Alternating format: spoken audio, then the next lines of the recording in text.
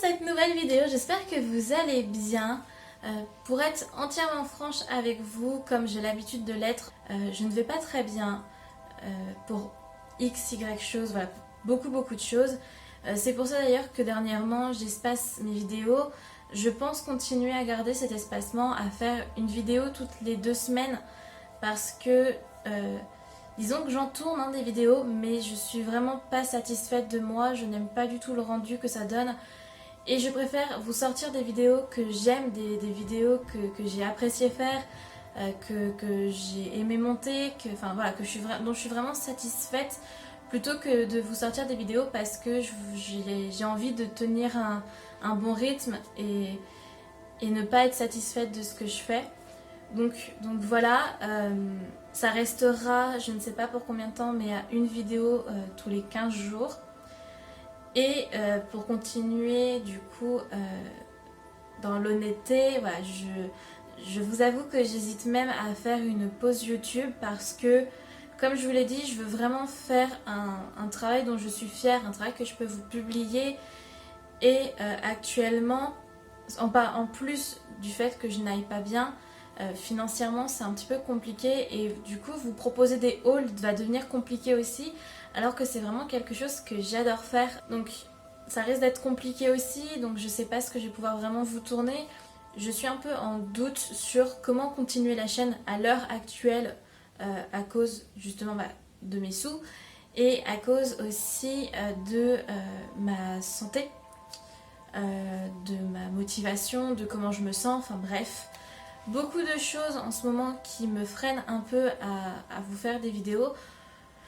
Aussi, je tenais à m'excuser pour les personnes qui me suivent sur les réseaux sociaux autres que YouTube.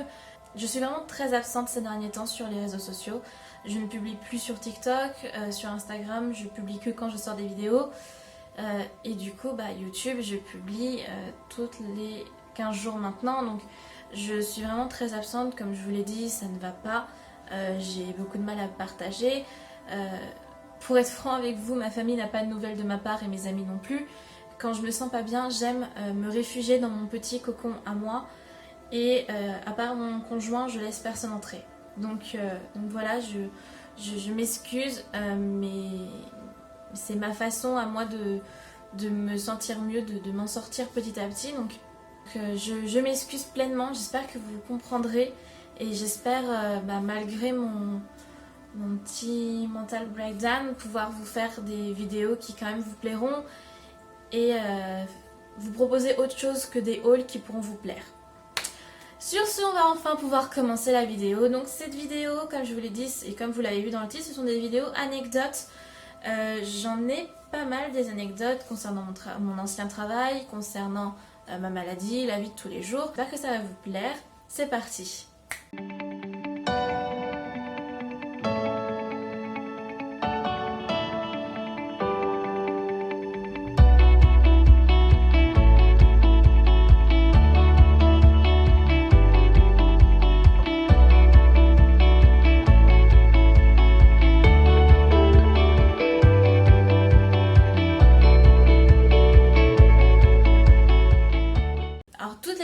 Que je vais vous raconter sont liées à mon handicap, sachant que j'ai cette maladie, la maladie d'Ehlers dans l'os depuis mes 12 ans. Enfin en tout cas ça a commencé quand j'avais 12 ans.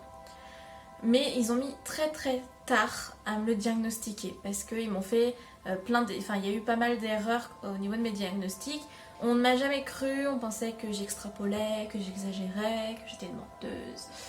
Voilou, donc du coup on a eu beaucoup de temps. Donc là la première anecdote que je vais vous raconter, on n'avait pas découvert ma maladie, mais c'était en 2014, l'année 2014-2016, puisque c'était lorsque j'allais à mon lycée, quand j'étais à mon lycée professionnel de fleuriste. Il fallait que je prenne les transports en commun, donc je devais prendre tous les jours le train, le tram, le bus et ensuite que je marche à pied. Et tout ça avec une mallette, des fois on devait emmener de la glane, et puis le train j'en avais pour 1 heure le matin, après il fallait prendre tous les transports, enfin ça s'enquillait, mais bref, passons. Donc du coup c'était pendant cette année-là où je devais prendre ces transports en commun Et à cette époque, du coup, comme je vous le disais, on a déclaré ma maladie quand j'avais 12 ans. À cette époque, du coup, j'en avais... Je sais plus quel âge j'avais. Ça devient grave quand même. Je devais être dans les environs de 17 ans. Et il faut savoir que je suis quelqu'un extrêmement timide, qui prend tout sur moi, qui ne parle pas, qui marche en baissant les yeux. Enfin, en tout cas, à cette époque-là, j'étais comme ça. Je n'avais aucune confiance en moi, aucune confiance en personne. C'était vraiment une partie de ma vie très très compliquée. Enfin, d'ailleurs, toute ma vie a été assez compliquée, mais je pense que je vous en reparlerai plus tard. Bref, et donc du coup, j'étais du genre à me laisser faire, mais alors entièrement. On pouvait me marcher dessus, je disais rien. Et un jour, du coup à cette période-là, je marchais avec des béquilles. Parce que il m'arrivait à des moments où je pouvais absolument plus poser le pied à terre.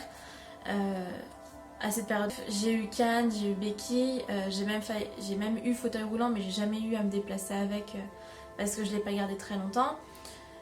Enfin bref, j'avais énormément de difficultés à marcher. Des fois, je pouvais très bien marcher sans, des fois, je pouvais me retrouver en fauteuil roulant, comme je vous le disais. C'était vraiment très très compliqué. Marcher pour moi était vraiment quelque chose de très très difficile. Et à devoir prendre autant de transports en commun, sachant que je devais les prendre matin, soir et que dans la journée, je marchais, hein, j'étais au lycée, donc mes allers-retours entre les salles. En plus de ça, c'était une école pour être fleuriste, donc quand on avait des ateliers fleuristes, fallait être debout pour faire nos bouquets, nos compositions. Enfin voilà, donc du coup mes journées étaient assez dures et cette journée-là, j'avais vraiment, mais vraiment très très très très mal à ma jambe. C'était vraiment super douloureux, je pouvais plus du tout poser mon pied à terre. Donc j'utilisais que mes béquilles. Habituellement j'utilisais mes béquilles et je pouvais quand même un peu poser, j'essayais de marcher légèrement.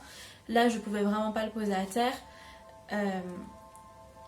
Et donc du coup j'avais mon sac de cours sur le dos et je vais pour prendre les transports en commun. Je vais jusqu'à mon arrêt de bus. Déjà je loupe mon bus parce que forcément y aller en béquille, je suis beaucoup plus ralentie. Donc bref, je loupe mon bus. Ensuite j'arrive, je prends mon tram.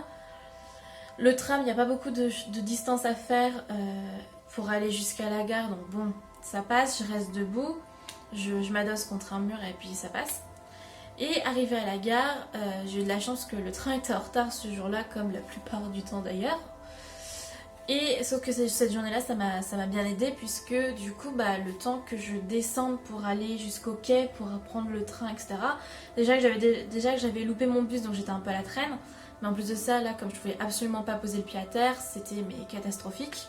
Donc, soit j'arrive enfin à monter dans le train, j'étais trop contente de ne pas l'avoir loupé. Mais je pouvais pas rester debout. 1 heure de train debout, c'était pas possible.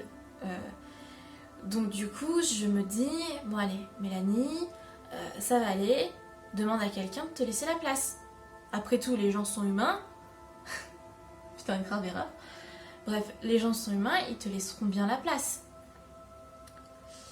Donc du coup, chose que j'ai horreur de faire, même encore aujourd'hui, hein, l'épisode dont je vais vous parler m'a traumatisée parce qu'aujourd'hui, je réclame pas de place assise aux gens parce que ça m'a vraiment traumatisée.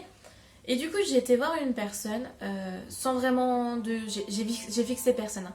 J'ai été voir un groupe de 4 personnes, parce que vous savez, dans le train, vous avez 2 sièges, les les uns en face des autres. Enfin, ouais, j'ai fixé un truc comme ça, parce que c'était ceux qui étaient devant la porte. Donc j'y vais, je dis bonjour, excusez-moi, j'ai mal à ma jambe, comme vous pouvez le voir. Est-ce qu'il y a possibilité que vous me laissiez une place assise, parce que j'en ai pour 1 heure de train. Et là, il y a un mec, il me regarde, il me dit ah mais je vous ai vu moi il y a quelques jours de ça, vous aviez pas de béquille. Vous êtes jeune hein, moi aussi je peux faire semblant de me ramener avec une canne. Et là il m'a shooté dans ma béquille. Je me suis ramassée par terre. Ça m'a outrée, je suis restée par terre. Parce que j'étais outrée, j'étais perplexe, j'étais perturbée, je comprenais pas ce qui venait de se passer. Et en plus de ça, cet abruti m'avait fait vraiment mal parce que quand je suis tombée bien sûr sur mon pied. Et donc du coup, je m'étais fait hyper mal. Et donc du coup, j'étais en pleurs devant eux, je me relevais pas. et bah il y a quelqu'un qui est venu et qui m'a aidé à me relever et qui m'a cédé sa place un peu plus loin.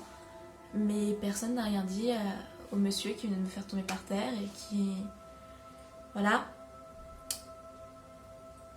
Et maintenant c'est un peu... Ouais, c'est même un traumatisme, hein, parce que maintenant quand j'ai trop mal à ma jambe et que je prends les transports en commun, bah je ferme ma gueule parce que ça m'a fait mal, quoi. Enfin, j'ai pas envie que ça se reproduise. Et déjà que quand je vois le regard des gens quand je passe devant eux à la file d'attente, que je remonte ma carte handicapée, puisque maintenant j'ai une carte handicapée, je suis déclarée handicapée alors qu'à l'époque je ne l'étais pas. Quand déjà je passe devant les gens et que des fois, mais ouais, pourquoi vous doublez? Qu'est-ce que vous faites là? Ou alors, vous êtes garé à une place handicapée. Ouais, merci, c'est handicapé, c'est pas con, hein. Enfin bref, ça me... Du coup, demander ma place à quelqu'un, c'est très angoissant pour moi. Ça mène à des crises d'angoisse, carrément, tellement ça m'a traumatisée.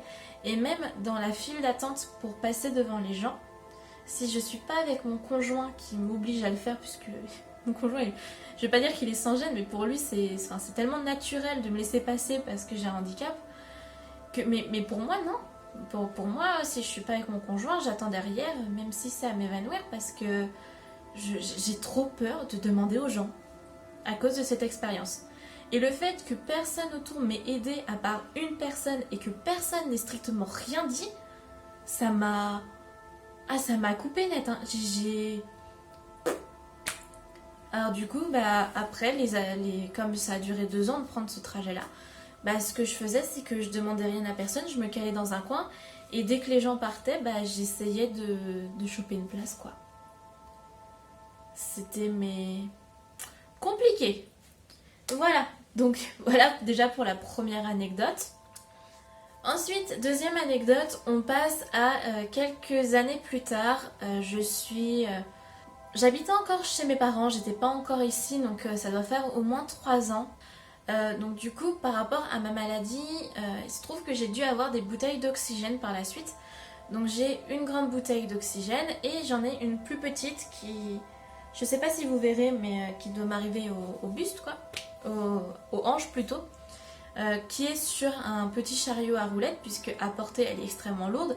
Même à tirer, de toute façon, elle est lourde. Mais bref, le chariot à roulettes, c'est déjà ça.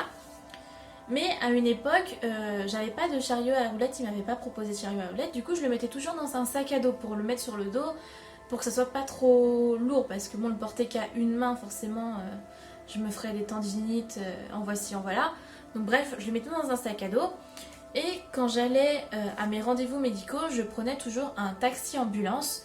Je crois me rappeler que ça s'appelle des VSL, mais je suis même plus sûre de moi, mais je vais appeler ça des VSL. Et du coup, je prenais des taxis ambulances parce que j'étais vraiment pas capable de conduire. J'avais le permis, j'avais la voiture, mais il y a des périodes où poser mon pied sur un accélérateur était vraiment trop douloureux. Et même dans les bouchons, la position au niveau de la cheville, rester dans une certaine position, enfin, c'est catastrophique pour moi quand... Même si j'ai pas beaucoup de route à faire, il suffit qu'il y ait des bouchons et c'est catastrophique. Bref, donc du coup là j'ai voulu ne pas avoir d'accident, on va éviter d'en avoir, et surtout éviter de mettre aussi la vie d'autrui en danger. Donc j'avais l'habitude de prendre des VSL pour aller à mes rendez-vous médicaux, surtout quand ils étaient basés sur Nantes, puisque conduire dans les grandes villes c'est catastrophique, c'est anxiogène, c'est... En plus de ça, tous les ronds-points, tous les feux, tous les stops, tous les bouchons, les piétons et tout ça, pour moi c'est vraiment très très anxiogène, et au niveau de mon pied aussi c'est assez difficile, surtout à l'époque. Là maintenant ça va mieux, je conduis dans Nantes, mais à l'époque c'était vraiment très difficile. Donc du coup je faisais appel à des VSL et c'était devenu un peu une habitude. Je téléphonais plusieurs semaines avant mon rendez-vous, leur expliquant l'heure de mon rendez-vous et où est-ce que c'était, et généralement ils venaient me chercher, tout dépendait où se plaçait le rendez-vous, mais une demi-heure, 1 heure avant. Je montais dans la voiture avec la personne, j'avais ma bouteille d'oxygène au niveau de mes pieds, et puis on allait à mon rendez-vous. Ensuite je les rappelais pour qu'ils viennent me chercher, ils me ramenaient chez moi. Tout était on ne peut plus simple, tout était normal, enfin jusque-là tout était clair. Et un jour, j'ai rendez-vous à la clinique Bretéché de Nantes.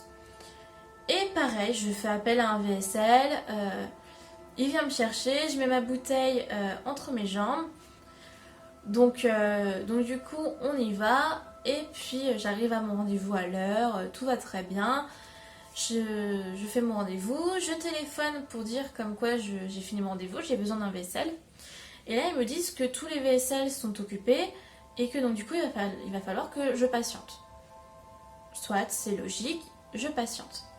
Au bout d'une demi-heure, quelqu'un vient me chercher du coup en VSL. Il y a déjà 2 personnes à l'arrière, mais on va dans la même direction, donc ça me pose pas de problème, hein, c'est un taxi, faut qu'il y ait de la place pour tout le monde, c'est normal. Donc je monte dans le taxi. Au début, la femme ne me dit rien, on commence à avancer. Et à un moment donné, elle me dit, mais c'est bizarre parce que vous avez une bouteille d'oxygène. Je lui dis oui. Elle me dit, mais j'ai pas le droit de vous prendre avec une bouteille d'oxygène. Comment ça? Mais je comprends pas. Moi, ça fait plusieurs fois que je prends un VSL.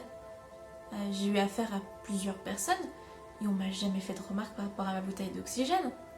Et quand je téléphone, je précise que j'ai une bouteille d'oxygène. Et donc du coup, elle me dit, bah écoutez, je vais me renseigner auprès de mon responsable. Elle téléphone à son responsable qui lui dit qu'en quoi ils ont interdiction de prendre des personnes avec une bouteille d'oxygène. Et je lui dis, bah écoutez, moi je comprends pas parce que quand je vous téléphone, c'est pas la première fois, je vous précise comme quoi j'ai ma bouteille d'oxygène, mais que je peux être assise, donc du coup je peux prendre un taxi. Et il me dit, et là du coup le monsieur me dit, mais non, mais vous n'avez pas le droit au taxi parce que justement vous avez une bouteille d'oxygène. Si jamais il vous arrive quoi que ce soit et qu'on n'a pas d'oxygène à disposition, c'est de notre faute, on n'a pas d'assurance pour ça, donc c'est pas la peine. Du coup je dis, mais si j'ai une bouteille d'oxygène avec moi, c'est qu'elle est remplie, c'est qu'il y a quelque chose dedans. Vu le poids qu'elle pèse, je vais pas me la trimballer s'il n'y a rien dedans. Donc je sais me gérer. Si jamais il m'arrive quoi que ce soit, je peux me gérer avec ma bouteille d'oxygène. Je suis pas un cas grave. Et puis il dit non, mais de toute façon, peu importe, on n'a pas d'assurance pour ça, on peut pas vous prendre, donc tu la redéposes là où tu l'as prise et on la prend pas. Donc là, du coup, on a fait tout un détour de pâté pour qu'elle me redépose à la clinique Bretéché. Et elle me dit, du coup, j'ai pas le temps d'appeler qui que ce soit, vous rappelez. Donc du coup, je rappelle quelqu'un, je leur explique la situation. Et là, on me dit, ah bah oui, il fallait me dire plus tôt, on vous envoie une ambulance. Je dis, mais j'ai pas besoin d'ambulance. Les ambulances, c'est pour les cas d'urgence. Moi, c'est pas une urgence, je veux juste rentrer chez moi. Oui, mais comme vous avez une bouteille d'oxygène, vous êtes obligé de prendre une ambulance puisque les ambulanciers ont de l'oxygène à disposition. Si jamais vous arrive quoi que ce soit, on a de quoi faire. Oui, mais si j'ai une bouteille, c'est pas pour... Enfin bref, je vous avoue que je ne comprends pas ce système. Pour moi, comme ce sont des VSL, des véhicules, des taxis ambulanciers, ils devraient pouvoir transporter des personnes avec de l'oxygène. Puisque du coup, je veux dire, je suis pas un cas grave et je peux je peux me... Quand je vais mal, je sais quoi faire avec mon oxygène, je sais combien de doses est-ce qu'il me faut. Donc ça peut très vite être réglé et avec l'oxygène que j'ai, c'est complètement suffisant. Donc du coup, pour moi, je privatise une ambulance qui pourrait être utile pour quelqu'un dans le besoin. Et d'ailleurs, par la suite, je vais de moins en moins faire appel à eux, puisque pour moi, utiliser une ambulance est ridicule, parce que du coup, je peux m'asseoir. Donc, en plus de ça, ils me mettent dans le brancard parce qu'ils sont... Enfin, je sais pas, moi, ils me disaient qu'ils étaient obligés de me mettre dans le brancard, donc ils me mettaient dans le brancard. Pour, au final, j'utilisais pas ma bouteille d'oxygène parce que j'en avais pas besoin, mais j'étais obligée de l'amener avec moi partout au cas où. Et du coup, je privatisais une ambulance qui pouvait être utile à quelqu'un d'autre. Donc voilà, et ce jour-là, j'ai attendu 1 heure. Non, j'avais déjà attendu une demi-heure. Ensuite, on me ramène à la clinique Bretéché. J'attends 1 heure pour une ambulance qui, une fois qu'elle vient me chercher, alors déjà, elle galère à rentrer dans le parking de la clinique. Elle galère à en sortir. Ensuite, ils ont croisé des gens, ils se sont arrêtés pour discuter alors que j'étais à l'arrière. Ensuite, on est tombé dans les bouchons. Et enfin, ils ont pu me ramener chez moi. Bref, j'ai passé en tout 3 heures pour pouvoir rentrer chez moi alors que j'ai 45 minutes de trajet. J'en étais folle ce jour-là. J'ai passé mon après-midi là-bas, j'en étais folle ce jour-là. Et enfin, dernière anecdote, ça se passe aussi avec du coup une ambulance, puisque j'avais fait appel à VSL, pareil, pour pouvoir aller à un rendez-vous. Donc c'était aussi à la clinique Bretéché, et c'était en fin de journée, alors c'était en hiver, donc il a fait nuit très tôt. Je sais plus, je devais avoir rendez-vous vers 17h30, 18h, quelque chose comme ça. Bref, je ne sais plus exactement, je sais qu'on était en hiver, donc il faisait nuit très vite. Et j'avais téléphoné du coup 1 ou 2 semaines à l'avance, en leur expliquant bien, du coup, je fais appel à vos services, j'ai besoin d'un taxi, mais j'ai ma bouteille d'oxygène, donc il me faut une ambulance. Bref, j'explique tout bien, je précise à quelle heure j'ai rendez-vous, où est-ce que c'est, donc c'était aussi à la clinique Bretéché.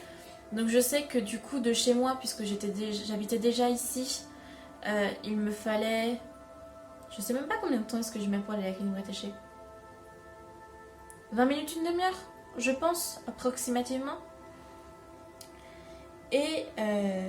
du coup, j'habitais ici, sauf que mon conjoint n'était pas là, puisque à cette époque-là, il faisait énormément d'allers-retours. Donc, à cette époque, j'étais toute seule à la maison. Et je me sentais vraiment, vraiment, vraiment pas bien. Du coup, le jour J arrive.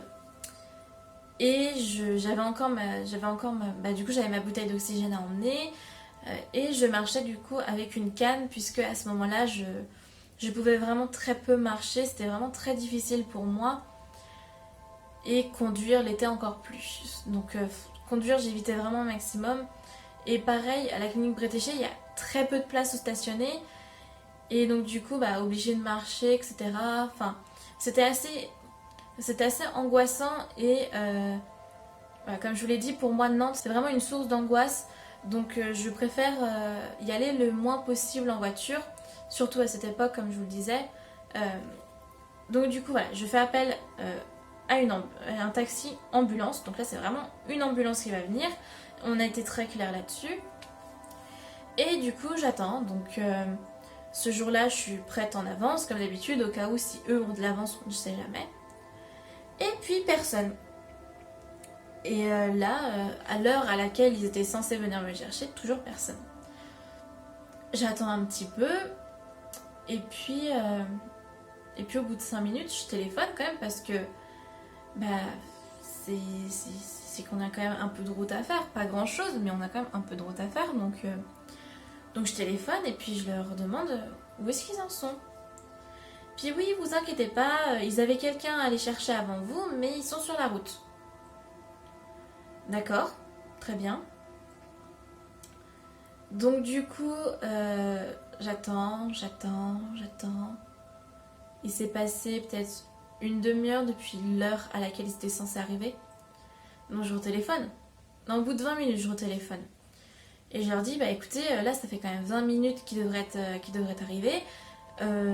Moi là, on n'a pas le temps, enfin, je veux dire, par rapport au temps domicile clinique Bretéché, il y a plus de temps, je vais être en retard, il faut qu'ils arrivent. Ils sont où? Ah, vous inquiétez pas, ils sont en chemin, ça y est, ils ont fini de déposer la personne. Du coup, là, ils sont pas très loin de chez vous. Ils devraient arriver d'ici 5 minutes. Ok, d'accord, je raccroche. Au final, ils sont arrivés, il était une demi-heure après l'heure à laquelle ils étaient censés arriver. Donc, moi, j'étais en retard pour mon rendez-vous. Mais disons que j'étais tellement angoissée par mon rendez-vous que j'ai pas eu le réflexe de téléphoner pour leur dire que j'étais en retard. Pourtant c'est un réflexe que j'ai, hein, mais là il m'avait tellement angoissée que j'ai pas du tout eu ce réflexe. Donc du coup je monte dans l'ambulance avec eux, on m'installe sur le brancard, et tellement prise du coup d'angoisse à cause du fait qu'ils étaient en retard, que j'ai fait une crise d'angoisse. Donc du coup, voilà, complètement paniquée, l'impression de ne plus pouvoir respirer, obligée de me mettre l'oxygène sur le nez. De là, j'arrive plus à rien penser. En plus de ça, on tombe dans les bouchons. Donc je sais qu'on va être vraiment en retard. Bref, on perd vraiment énormément de temps. Je perds complètement la notion de l'heure, complètement la notion du temps qui passe. Je suis complètement paumée, je pense à rien. Je suis juste angoissée en fait, je suis complètement perdue. Et on arrive enfin à la clinique Bretéché avec beaucoup de retard. Et là, quand je descends de l'ambulance, je vois que tout est éteint. Et du coup, je m'avance parce que je comprends pas. Et là, je vois mon médecin sortir et me dire mais vous êtes en retard quand même. Et je dis, je lui explique, je lui dis excusez-moi, les ambulanciers sont arrivés en retard. Et donc du coup, lui, il pouvait plus me recevoir parce qu'il partait en week-end. Et puis de toute façon, il avait fini sa journée, j'allais pas m'imposer. Mais, mais voilà. Et donc du coup, ça m'a encore plus angoissée. Surtout que du coup, à la clinique Bretéché, j'allais voir un spécialiste où pour avoir un rendez-vous avec lui, c'est 3 mois d'attente. Et c'est vraiment le spécialiste de ma maladie, c'est lui qui a déclaré que j'avais le CED. Et donc du coup, en plus de ça, à cette période-là, ça allait vraiment très mal au travail. J'avais des symptômes de plus en plus présents. J'étais vraiment pas bien du tout. Et j'avais impérativement besoin de ce rendez-vous-là parce que j'allais vraiment, mais vraiment pas bien. Et donc du coup, sur ce, j'ai pas de rendez-vous. Je remonte dans l'ambulance qui s'apprêtait à partir sans moi. Donc je remonte dans l'ambulance en leur demandant de me ramener chez moi parce que là, il n'y a personne. Donc voilà, donc je retourne dans l'ambulance. De nouveau la crise d'angoisse. Hein. J'ai mes jambes qui tremblent, j'ai les mains qui tremblent, je suis complètement en pleurs. On me propose de m'arrêter au CHU. Et je dis non parce que je vais pas bien. Enfin non, je dis pas non parce que je vais pas bien, je dis non parce que il y a une période où j'y allais tous les mois au CHU. Et quand j'y allais, on me mettait dans un côté, puisqu'on connaît pas ma maladie, on me mettait dans un côté en attendant que ça passe avec un Doliprane. Non, avec un paracétamol. Ça, je peux faire ça chez moi. Donc du coup, je leur ai dit non, juste un petit non. Mais j'étais vraiment pas convaincante. Hein. J'étais en pleurs, j'avais du mal à respirer, même en prenant mon oxygène. J'avais une respiration très saccadée, très dure. Je me sentais vraiment pas bien. Ils m'ont fait sortir. On est arrivé chez moi. Ils m'ont fait sortir du coup de l'ambulance. Je tremblais, je pouvais à peine marcher.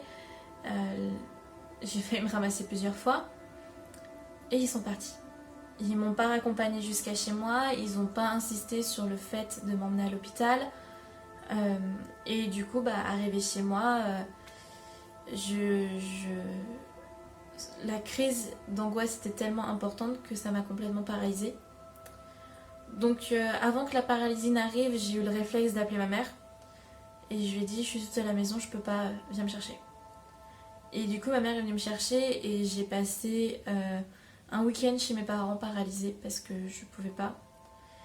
Bref, donc du coup, voilà pour ces anecdotes. Ça m'a fait du bien de vous partager ça. Et aussi parce que vous avez un œil différent du mien. Donc ça m'intéresse de savoir vos réactions, ce que vous auriez fait. Peut-être vous faire aussi une vidéo sur le regard des autres face au handicap. Parce que c'est quelque chose qui me touche beaucoup du coup. Et pour lequel j'ai énormément de réflexions parce que j'ai pas l'air handicapée. Et on est énormément dans ce cas-là à pas avoir l'air handicapé et à l'être quand même. Donc je pense que ce serait vraiment bien d'en parler, même si je n'ai qu'une toute petite voix. Grâce à vous, elle a déjà un peu plus d'importance, cette petite voix. Et puis aussi, ça me ferait du bien et comme ça, on pourrait justement partager là-dessus, pouvoir dialoguer entre nous. J'hésite aussi à faire, alors peut-être pas une FAQ parce que je sais pas si ma vie vous intéresse, si vous avez envie de me découvrir, mais si c'est le cas, n'hésitez pas à me le dire. Mais peut-être vous laisser me poser des questions par rapport à la maladie, par rapport au handicap invisible. que vous me donniez des témoignages aussi, enfin vraiment faire une vidéo où vous puissiez participer avec moi pour pouvoir parler justement du handicap. Donc voilà, si jamais ça vous intéresse, si jamais vous avez des idées comme ça, n'hésitez pas à me le dire en commentaire ou à m'envoyer des messages privés sur Instagram parce que ça m'intéresse vraiment. Et si jamais je venais à faire justement quelque chose comme ça où on ferait les choses ensemble, où vous participeriez à la vidéo avec moi, ça serait via Instagram. Donc voilà, surtout n'hésitez pas à me suivre. Comme je vous l'ai dit en début de vidéo, je publie vraiment très peu et je fais aussi très peu de stories. Donc je ne serai pas du genre à vous harceler avec des stories tout le temps, à voir ma tête tout le temps. Mais par contre, dès que j'ai du retard pour une vidéo ou dès que j'ai... De temps en temps, j'aime bien vous poster des photos ou quand j'ai des stories parce que je dois m'absenter ou parce que c'est cela. Enfin bref, tout se passe sur Instagram. Surtout que je n'ai pas encore assez d'abonnés puisque ça c'est quelque chose que je comprends pas. Mais bref, faut un certain nombre d'abonnés pour vous faire des stories sur YouTube. Donc du coup pour moi, comme je ne les ai pas, c'est beaucoup plus simple de tout faire sur Instagram. Donc voilà, j'espère que ça vous a quand même plu. Sur ce, je vous remercie d'avoir regardé la vidéo. Donc n'hésitez pas à venir sur mon Instagram pour qu'on puisse parler de tout ça, qu'on puisse partager. J'ai également un Utip si jamais vous avez le temps pour venir me soutenir. Regarder quelques pubs, ça me ferait vraiment très plaisir. Et sur ce, je vous fais plein de bisous. Je vous remercie encore. Et à bientôt pour une prochaine vidéo. Bye!